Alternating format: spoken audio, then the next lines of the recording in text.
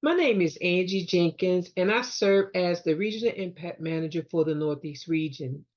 I'm so excited to share the latest educational attainment data and the pathway for our region to create opportunities for all while doing our part to contribute to the statewide goal of 2 million by 2030.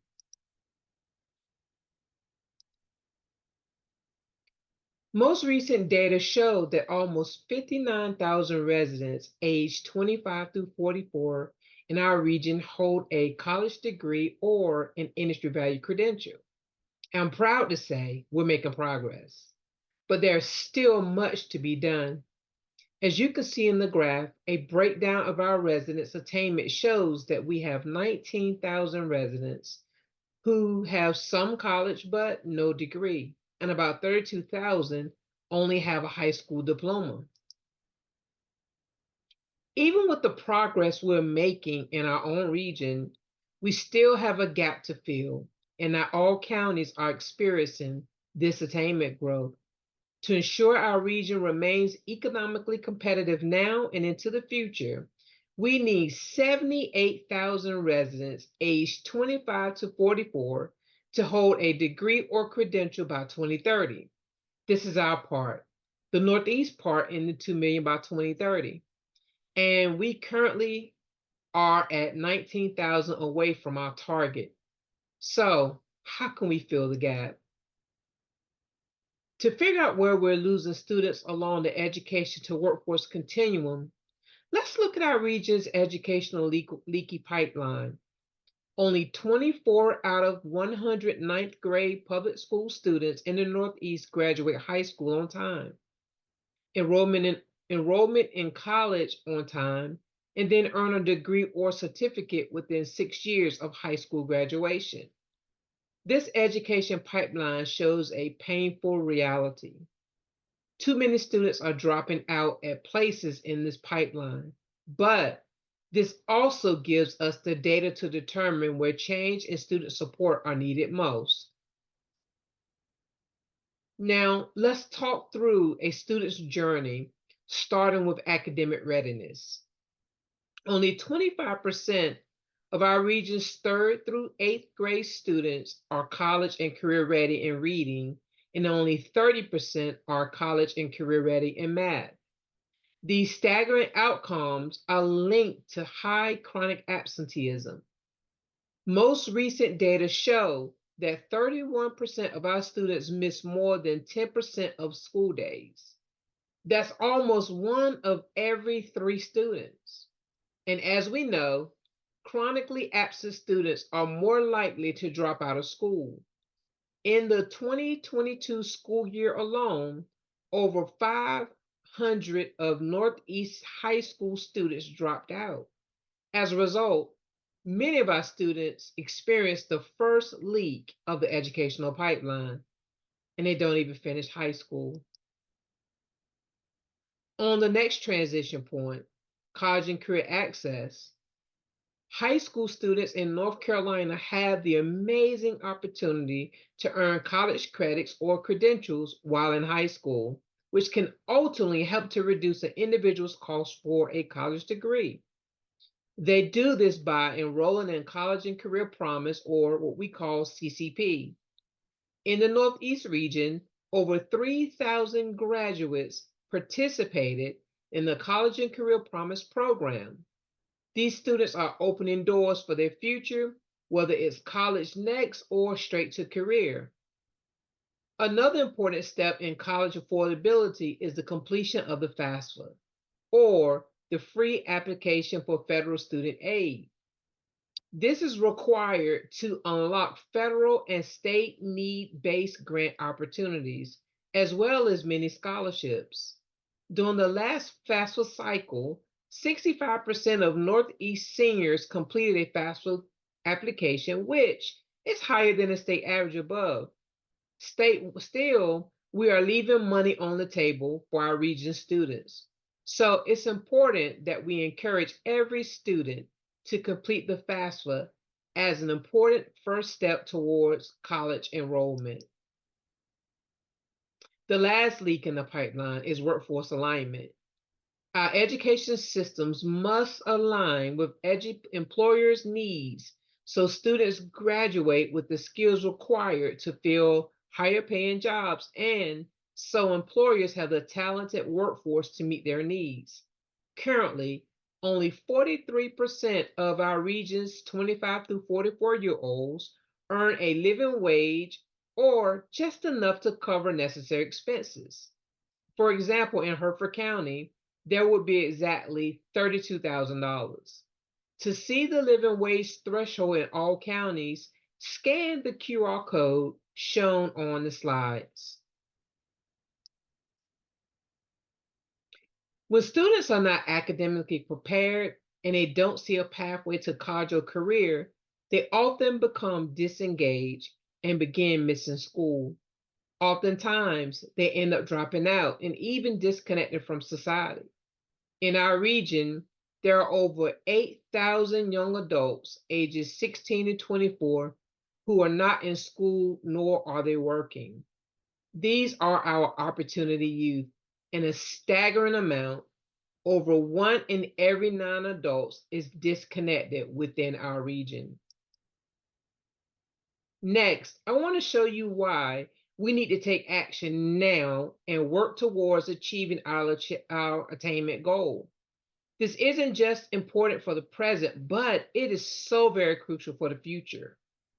By 2050, the overall population in our region is projected to increase by 583,000 after a projected slight decline between 2010 and 2030. At the same time, our working age population, specifically those ages 25 through 44, projects a decline between 2010 and 2030. However, this population is expected to increase by 9% from 2030 to 2050. So we need to be prepared.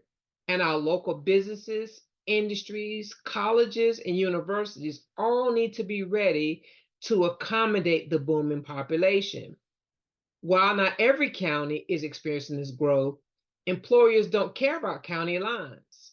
So it's important we have an educated and skilled workforce across the entire region so we have skilled Northeast residents filling and creating Northeast jobs.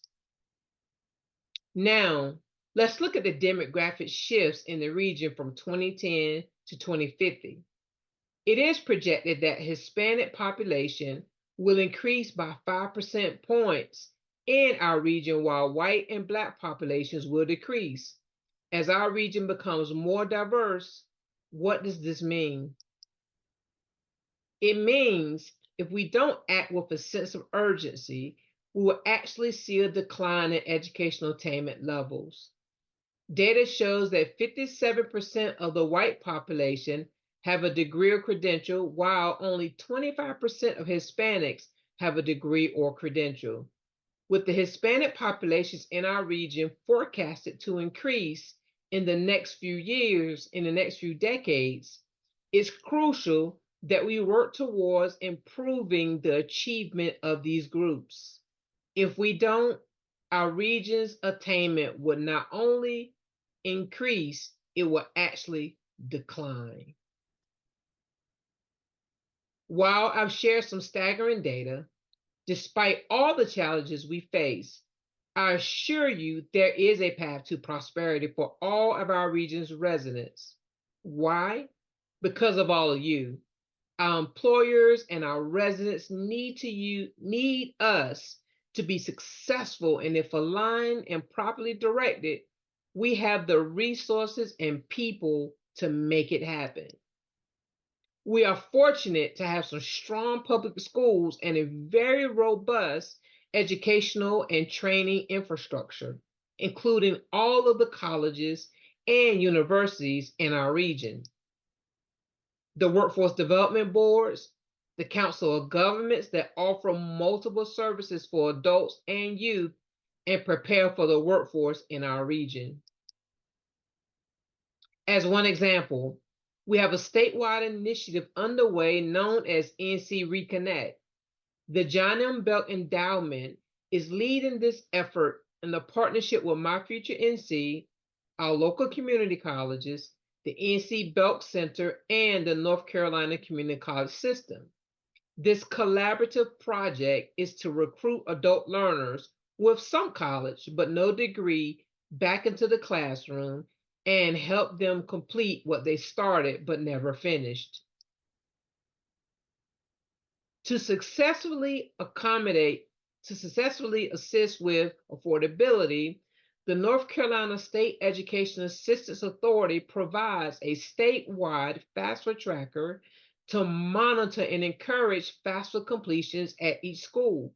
Last year, we collaborated with philanthropy and state agencies to coordinate the first state ever statewide financial aid summit where over 250 counselors, school leaders, financial aid staff gathered to learn from subject matter experts and to share challenges and successes to ultimately help students have access to an affordable education. As mentioned earlier, aligning the workforce with our education systems and training programs is crucial. As such, we have partnered with multiple state agencies to identify needed workforce credentials, identifying the Department of Commerce, the Department of Public Instruction, the Governor's Office, and the community college system, all working together with business and industry to understand their needs and to offer training programs that lead to careers in demand that pay a family-sustaining wage. One of my future strategic priorities is to identify and advocate for policy solutions. Our board has adopted the policy agenda shown here for the General Assembly's 2024 short session. Each of these priorities is supported by ongoing research from across the state and around the country, and they were developed alongside leaders from our education, business, philanthropic communities. Now, on the other hand, side of this chart, it shows where these priorities were identified based on their potential to move the needle on one or more of the three areas in which my future is placing what we call big bets: on-time enrollment and persistent, adult learning enrollment and persistence, and labor market alignment.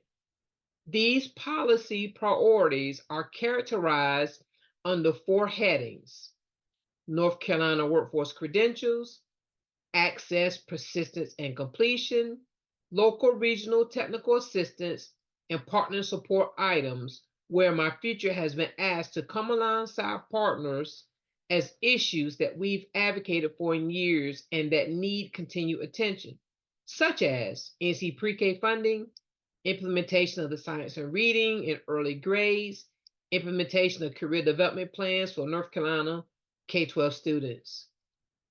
So looking at the chart in front of you, we first are excited to build on the success of the Workforce Credentials Initiative, which has identified more than 150 short-term, non-degree credentials that are industry valued by North Carolina's employers, meaning they connect to strong employment opportunities in high demand, high growth jobs that pay a family-sustaining wage. In order to build on that success, we've advocated for the work of this initiative to be supported permanently within the Department of Commerce, and for more financial aid to be provided to students pursuing industry valued credentials.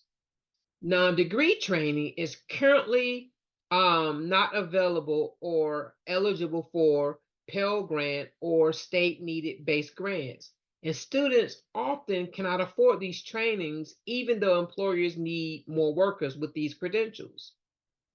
We've also been asking for increased support for work underway to develop a warehouse to better track employment opportunities and outcomes tied to these credentials.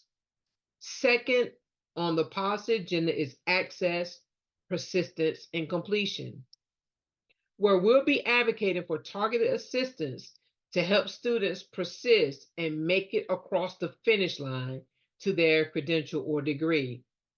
On the third policy recommendation is for local regional technical assistance, where we'll be advocating for funding to support grants that can spur local innovation by leveraging cross-sector community collaboratives.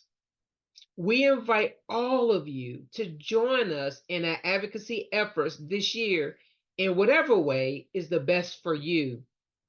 And as for always, we hope that you'll consider us as a resource.